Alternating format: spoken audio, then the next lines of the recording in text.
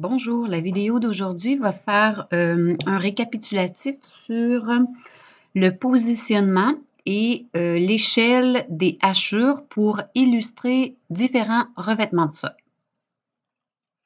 Donc, on va d'abord s'assurer qu'on a les calques pour travailler pour les motifs de plancher. Donc, on vérifie dans le groupe de fonctions calque et on devrait avoir les calques plancher motif 1 et plancher motif 2. Donc, maintenant que vous savez créer des calques, on va plutôt utiliser le moyen le plus rapide. On va aller dans notre palette d'outils. Dans la palette utile, on va plutôt insérer beaucoup de calques. Et on va tout de suite effacer le bloc qu'on a inséré. Et quand vous retournez dans la groupe de fonctions calque, tous les calques qu'on utilise pour travailler ont été insérés. Et là, vous voyez, on a plancher motif 1 et plancher motif 2.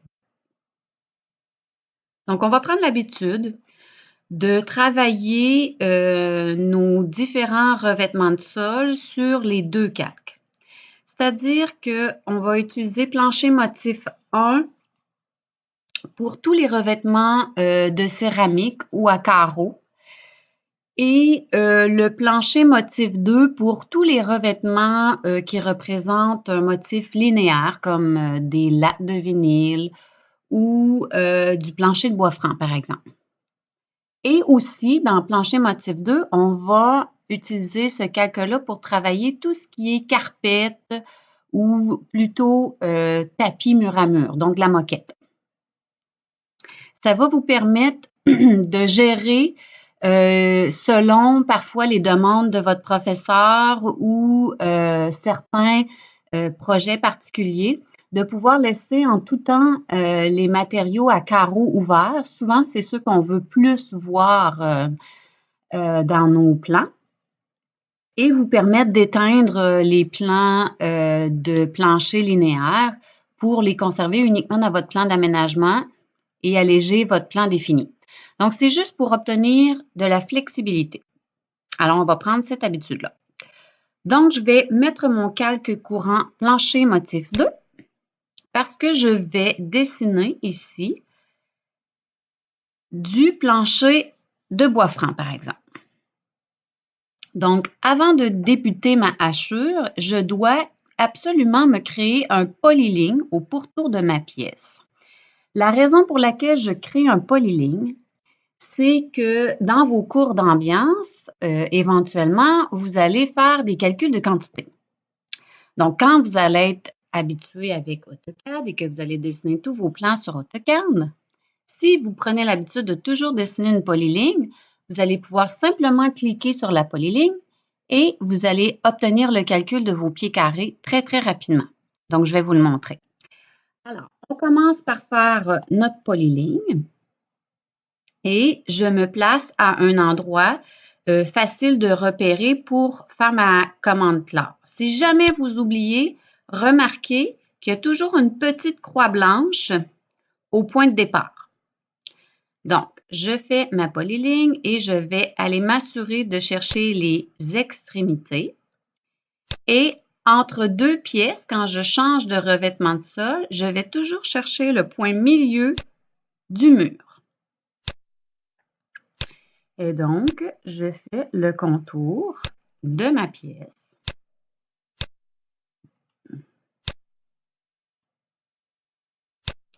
Et pour terminer, j'appelle la sous-commande classe et mon polyligne est prêt.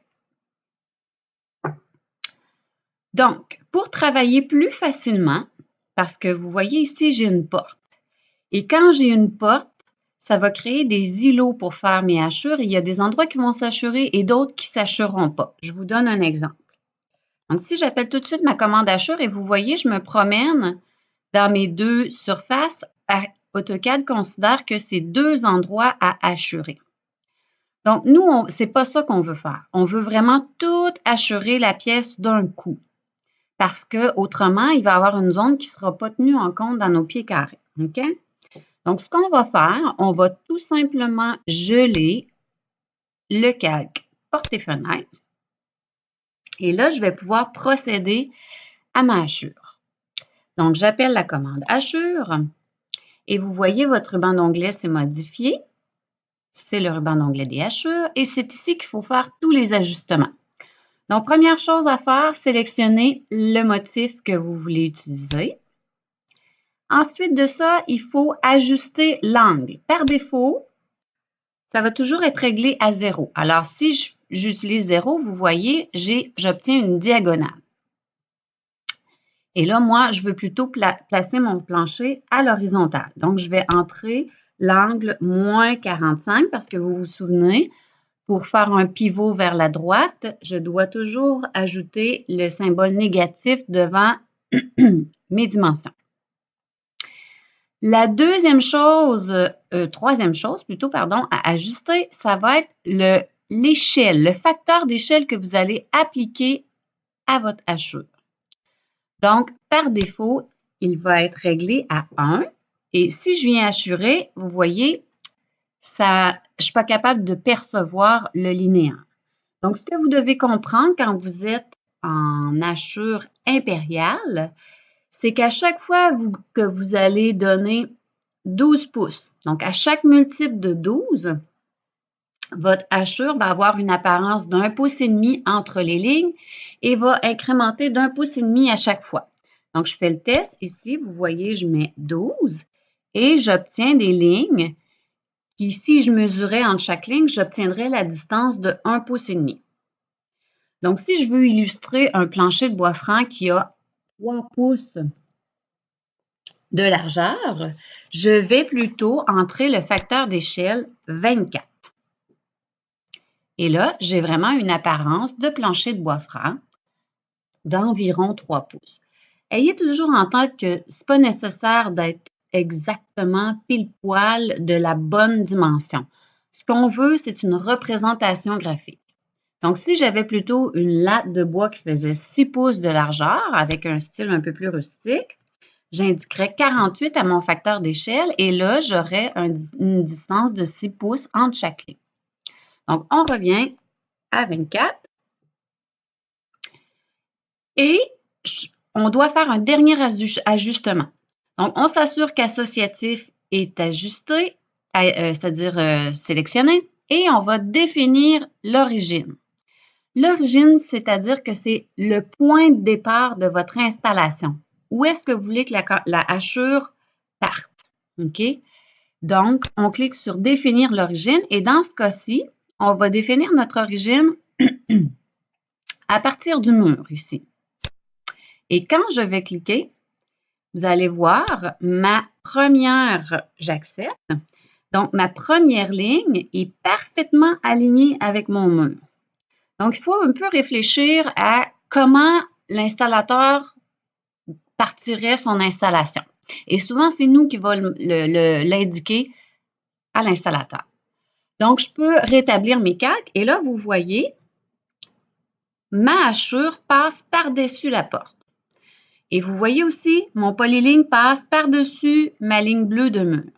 Donc, il va falloir changer l'ordre de tracé. Parce que je ne veux pas avoir des lignes qui passent au-dessus de ma porte. Vous vous souvenez, la couleur orange, ça fait une impression invisible.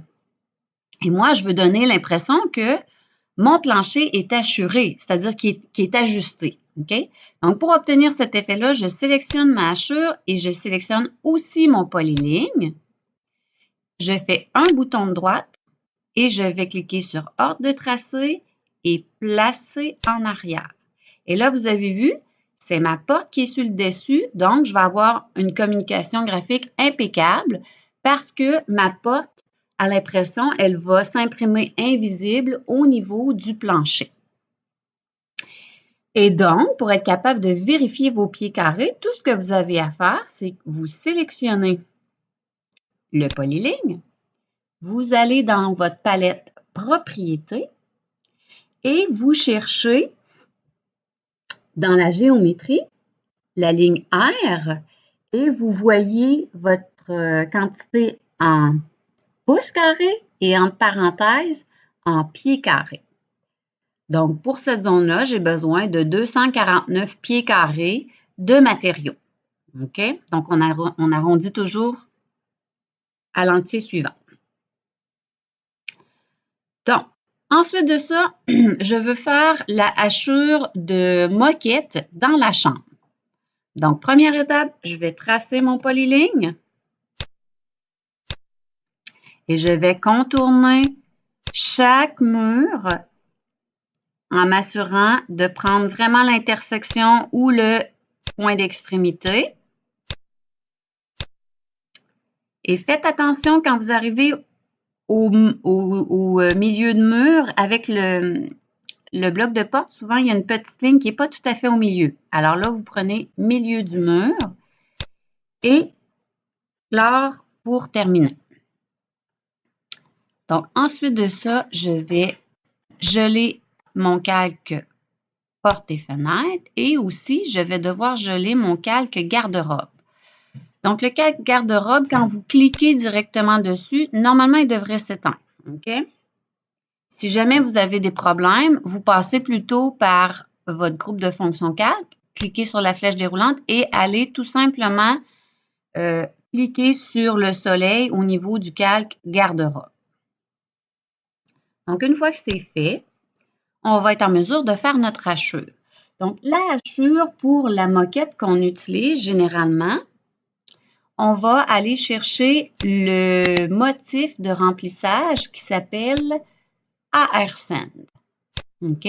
Donc, c'est un picot. Et le AR Sand, il faut lui donner un très petit facteur d'échelle parce qu'autrement, on va voir quelques petits picots à l'impression et on ne pourra pas lire que c'est du tapis, OK, au sol. Donc, si je tape plutôt 1, vous voyez, c'est très, très dense. C'est trop dense. Donc, on va y aller par multiple de 3. Et normalement, 3, 6, ça devrait vous donner quelque chose d'intéressant au niveau de l'impression.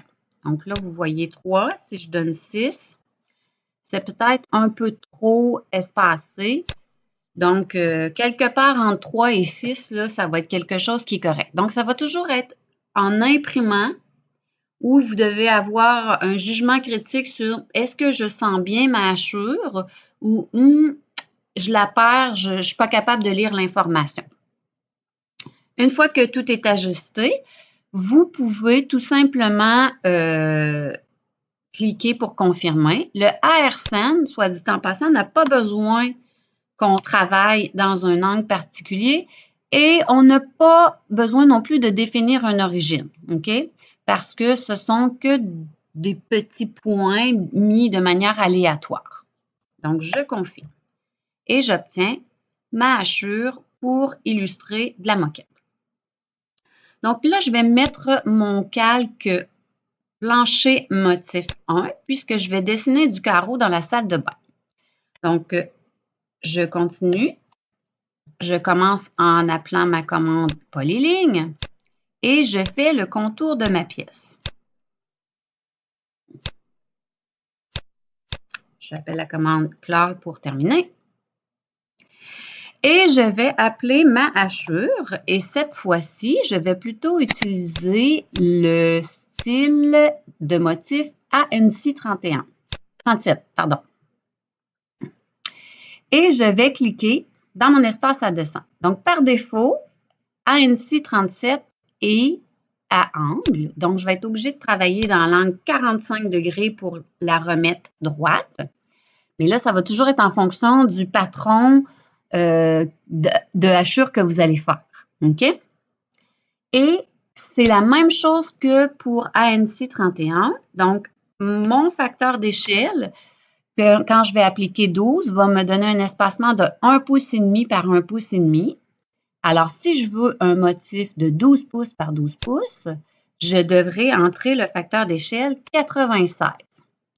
Et là, il va être très important de spécifier votre origine, OK? Parce que la plupart du temps, on n'aime pas se retrouver avec une demi-tuile à l'entrée. Et souvent, on va cliquer le milieu de la porte pour placer notre hachure correctement dans la pièce.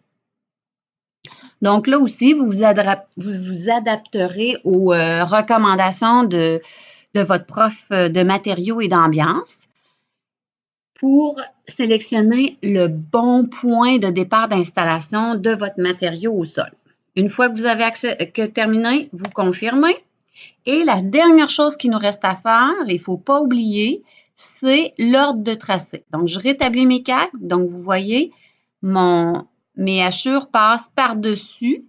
Alors, je sélectionne mon polyligne, mes hachures, mon polyligne, mes hachures. Vous voyez, et on fait bouton de droite, ordre de tracé, placer en arrière. L'autre chose que nous permet l'utilisation des polylignes quand on veut hachurer, c'est admettons que vous faites votre proposition à votre client et il vous dit « Ouais, mais j'aimerais ça avoir de la céramique à l'entrée. » Alors, vous pouvez toujours, en gelant votre calque porte et fenêtre, vous vous souvenez, on peut ajouter des sommets. Donc, je pourrais ajouter un sommet à mon polyligne. Donc, admettons que je le place ici pour la première fois et j'ajoute un sommet ici. Ce que ça me permet, c'est de prendre mon coin et par mes inférences, modifier mon polyligne et ma hachure, comme j'ai pris le temps de vérifier qu'elle était associative, elle va suivre la modification de ma polyligne. Donc là, je pourrais me faire une droite verticale. Oh, j'ai oublié de sélectionner ma sous-commande. Donc, je reprends. Verticale, je la positionne ici. Je fais un décalage, admettons, de 72 pouces. Je me fais une verticale horizontale, une ligne droite horizontale et je fais un décalage de 48 pouces. Donc ça va me permettre d'ajuster ma polyligne sur mes lignes guides.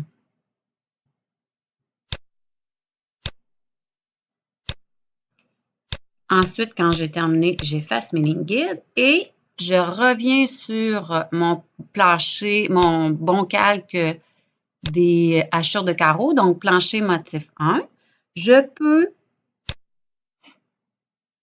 me faire un nouveau rectangle et si je voulais dessiner une céramique de format rectangulaire, j'appellerais ma commande hachure et j'utiliserais plutôt ANC 31.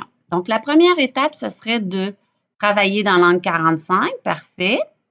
Et là, si je veux le 24 pouces, une tuile 24 pouces, 12-24, donc je vais mettre mon 24 pouces de ce sens-ci. Je vais aller augmenter ma hachure du double, donc de 192. Et en cliquant ici, vous voyez, j'ai des tuiles de 24 pouces. Je vais être obligée de définir mon origine.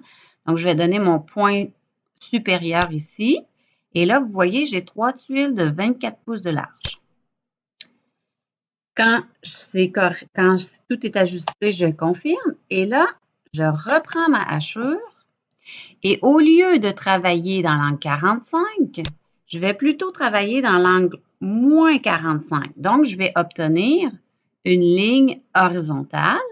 Et si je reviens à mon échelle de 96 pour avoir un espacement de 12 pouces, vous voyez, je vais obtenir des tuiles de 12 par 24. Alors, je définis encore mon origine à partir du même point.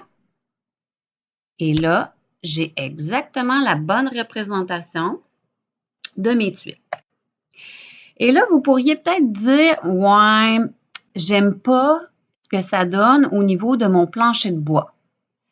En tout temps, vous pouvez resélectionner une hachure et redéfinir son point d'origine.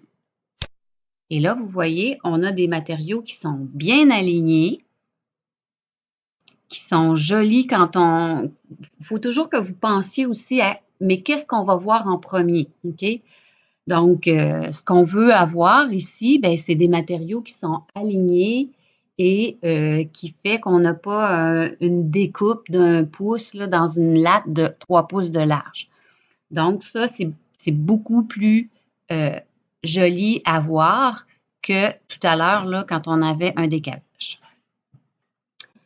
Donc, je vais faire la même chose pour compléter. Je sélectionne mes hachures et mon polyligne et j'envoie l'ordre de tracé placé en arrière. Et là, je peux rétablir mes calques.